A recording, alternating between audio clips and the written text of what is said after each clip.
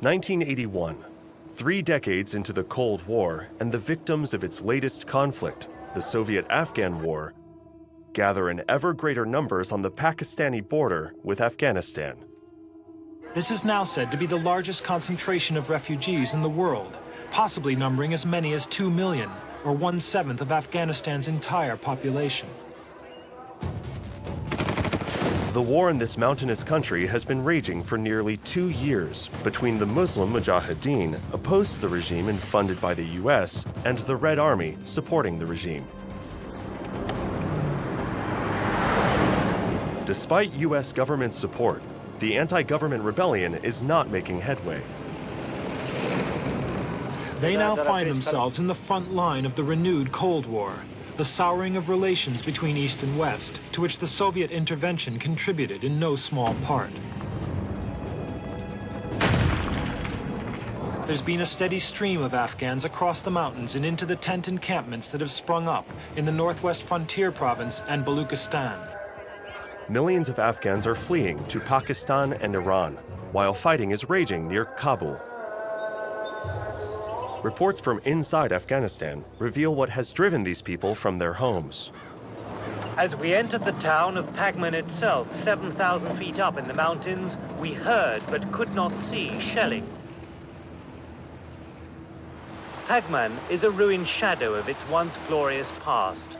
Before the Soviet intervention, it was a town of tree-lined streets and villas built by King Amanullah in the 20s and 30s after independence from Britain. Now the town is ringed by 70 Afghan army posts, commanding the surrounding hilltops. Many injured civilians are sent to a hospital in Kabul. At a hospital in the capital, the victims of a war they're too young to understand. These children were injured in a rebel rocket attack. According to doctors, the missiles rarely hit their intended target, government military installations, landing instead in heavily populated civilian areas. And he was active on the roads of Jalalabad, which is 30 kilometers east of Kabul. And he has got a bullet in his chest. And Max, he is about 7-8 years old. He was wounded by a booby trap. There were quite a few neighbors of us lost due to these rockets. There was one rocket hit not far from my house, maybe 3 houses away from where I lived.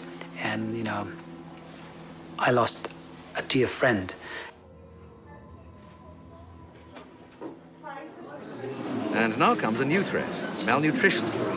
There are up to 2 million people in Kabul, and even daily Soviet airlifts of food can't keep up with demand. So it was extremely difficult, very cold. I'm talking about winter days. It was very cold, and I remember I was craving for bread.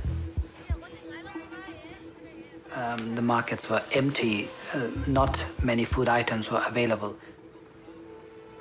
There were incidents where street dogs were too hungry and they attacked, kids.